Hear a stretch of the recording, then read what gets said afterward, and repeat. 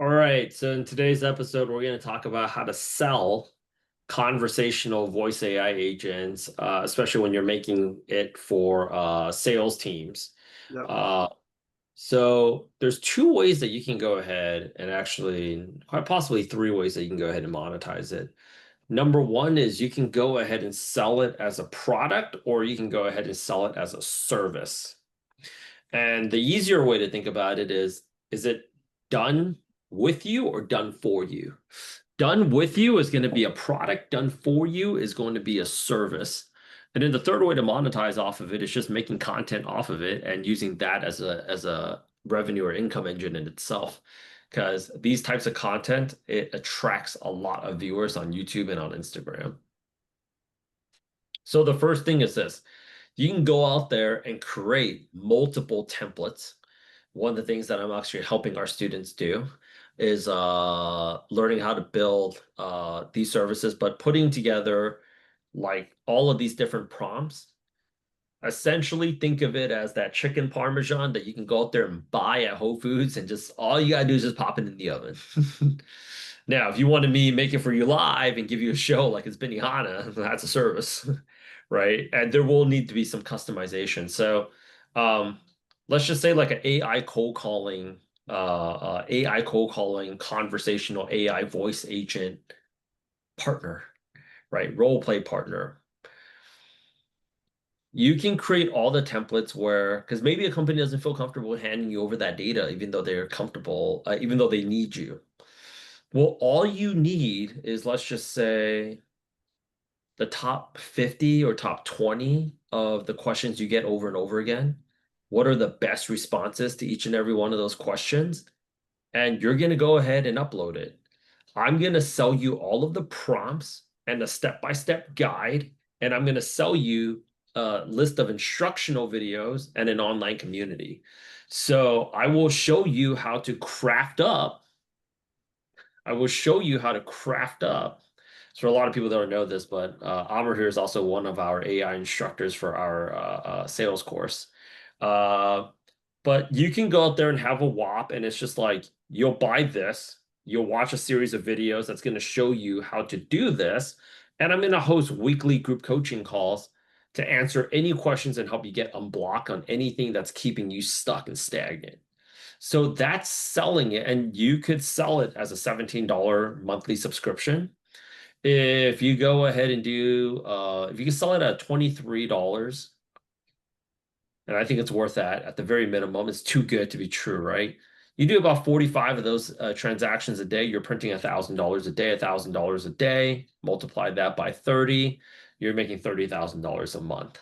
And then this is actually how they upsell them into the higher ticket, which is like they're going to try to go out there and figure it out, but they freaking can't. And they're going to say, we would love to just pay you 10 grand to just do this.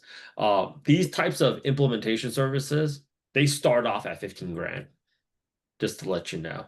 So, but you build up that trust. What most people do is they go straight for the service kill. So it's like, you want to talk? Sure. And then you talk. And it's just like, it takes 1 week to get them on the phone. And assuming you're as good of a salesperson, which a lot of people aren't even half as good as me or somebody else that's going to be me on the phone, they're not going to be a final decision maker. They're going to have to think about it. That's going to take another 5 days, right? And this entire time, you're 10 days out and you're not monetizing. Meanwhile, they're like, if you make it look like it's so easy, the great thing about Amr is, as one of our instructors, is you make it very, like, if you make it seem so easy that anybody can do it,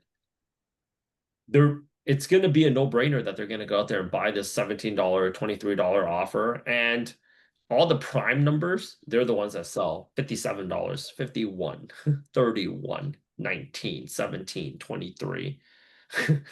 People love prime numbers, right? But you get somebody that you know is committed. And I always talk to you guys about 7-Eleven 4, which is like it takes 7 hours to convince anybody to do anything, right? Yep. So you get a paid customer in that's booking a call that's going to be more engaged.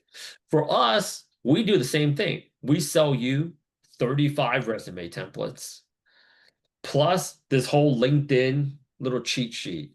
Then you get 10 cover letter templates. Then you get all these application methodologies. Then you can watch videos, right?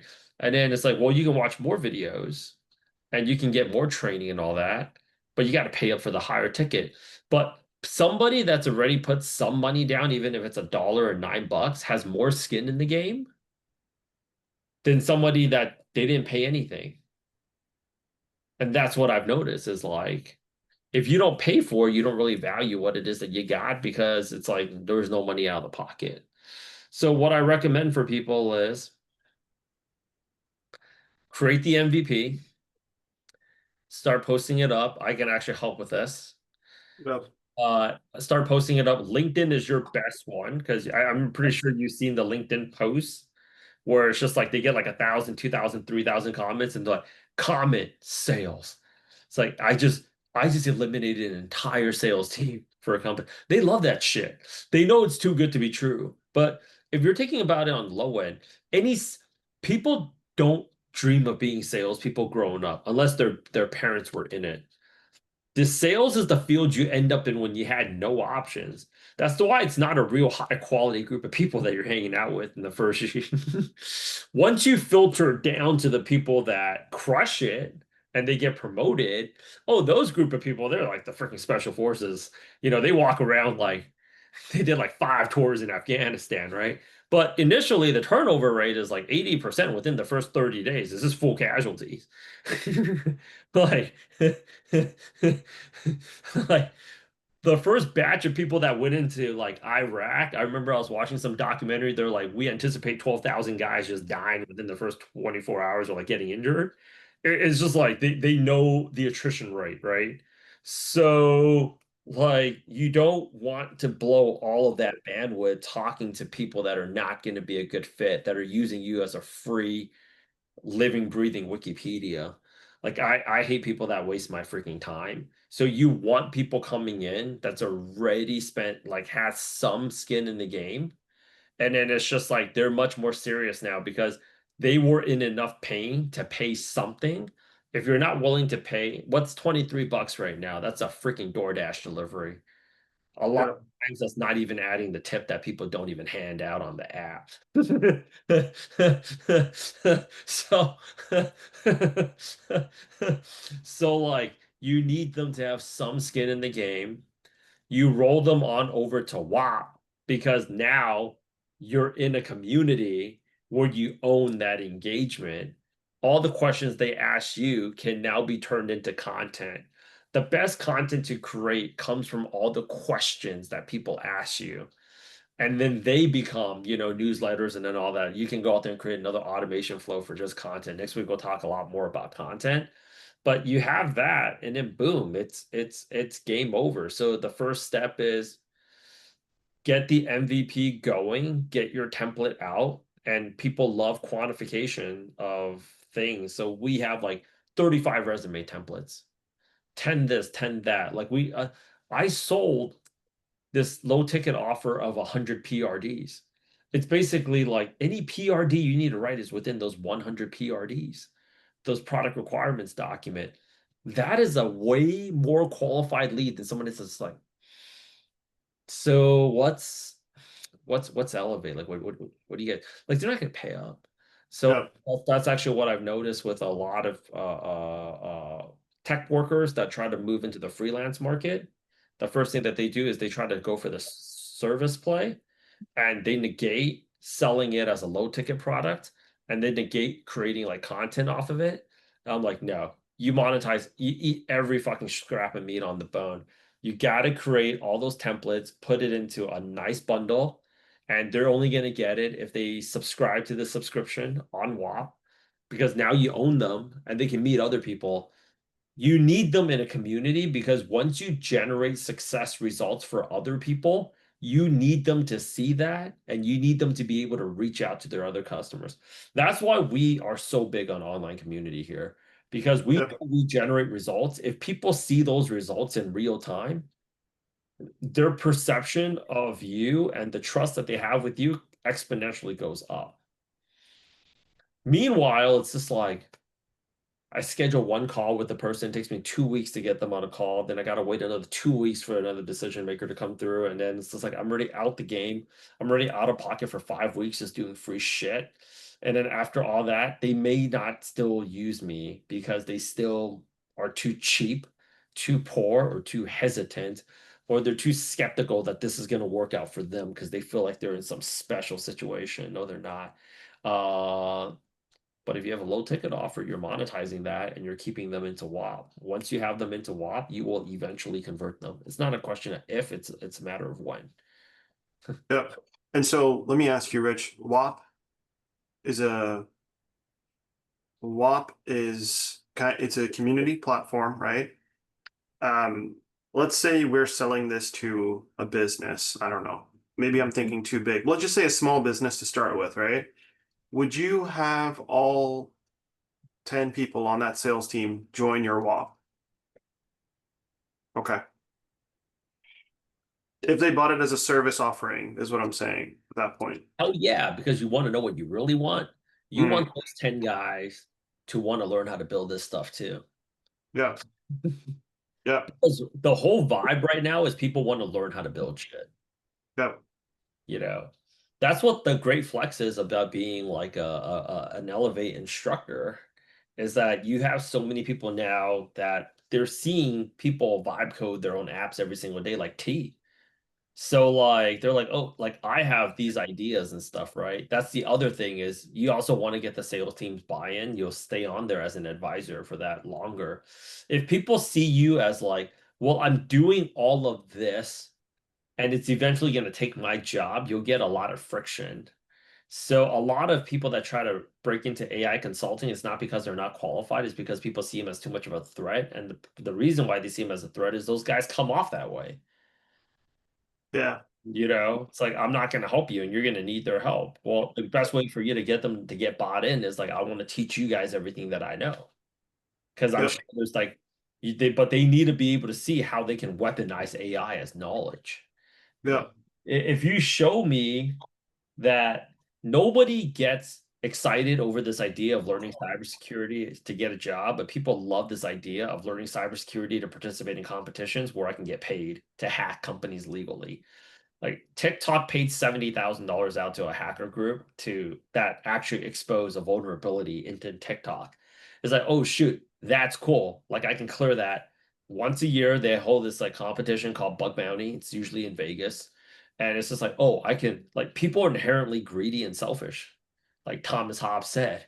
So it's like if I'm doing all this for $70,000 a year, yeah, but I'm doing all this for $70,000. Like I can clear that 1 week in Vegas and then I can pop bottles. Well, that's all of a sudden you have my attention because it's just like that 70 G's is going through my pocket a lot faster. Yep. So yeah, sell it first as a low ticket and then you upsell those people from the low ticket to the high ticket. So to simplify this, what you're telling me to do, after our last call too, is let's get an MVP.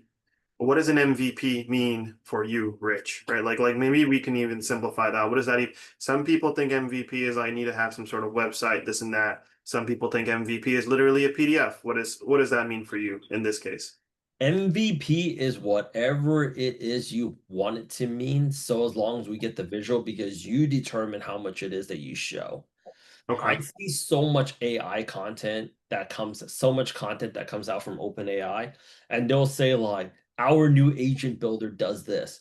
And it's literally the guy talking for 9 minutes out of the entire video, and he'll only show 45 minutes of a screen recording. I would much Yeah. rather see no face and just see 9 minutes and 45 seconds of somebody just doing a screen recording was like, all right, it's going to look like this. And it took me 18 steps to get here. Step one, I did this. Step two, I did this. Step three, because at the end of the day, I don't want to take a look at your face. I want to go out there and actually learn how to build this thing on my own. So launch it, give yourself a deadline of like in 18 hours from now, I'm going to do another podcast with Rich and I'm going to show him what it is that I have and keep on building on top of that. Like I can give you a very clear example right now. Every YouTube video we put out right now becomes a newsletter in our business, right? Okay. And can you take it farther? 100%. That YouTube video can get cut up into shorts. We do that with our testimonials. This is going to get cut up into shorts, right? So that has its own process. It can also be a newsletter, but that newsletter can also be on those like Twitter looking carousels for Instagram, right? It can do that. You can keep on adding to it, and you should. Most people keep on thinking about new side projects. Dude, just keep, it's like Sim City. Just keep building on top of the template that you can, because you can keep on going 15 steeps deeper versus you're trying to go out there and build like, 15 side projects to the side. Yeah. Okay, awesome. Yeah. And I can also give you feedback on like what else you can go out there and do with it. Like with our last video with 11 labs, like, okay, first we're going to use we're going to use this to train up your existing cold callers, because your AI right now can't replace your cold callers. And while they're here, we might as well try to train them up. Well, the next thing is we can use voice agents to go out there, and it's not impossible, but it's probably going to be very labor intensive to try to get them to do 200 calls a day Yep. consistently for the next 30 to 45 days. But voice agents can do that. Okay, that'll take off a huge amount of effort left for our people. All you got to do now is just set the appointment until we can go out there and do that. So you got to think about this in levels. Reddit, the first 100 users were the founders, the two founders. They created all the threads manually. Yep. They were building their chatbot while they were doing it manually. By the time they built out their chatbot, user 101 to 500 was all chatbot content. And then after that, they obviously had enough interaction on there to do human level content. So it's not about the most level of side projects and all these different AI tools. It's about becoming specialized in just a few. Yeah. Cool. Yeah, no, for sure. I appreciate it. Thank you. You, man. I'll talk to you next time. For those of you guys that are interested in learning how to build conversational voice AI agents, we're the place to go ahead and get it. Awesome.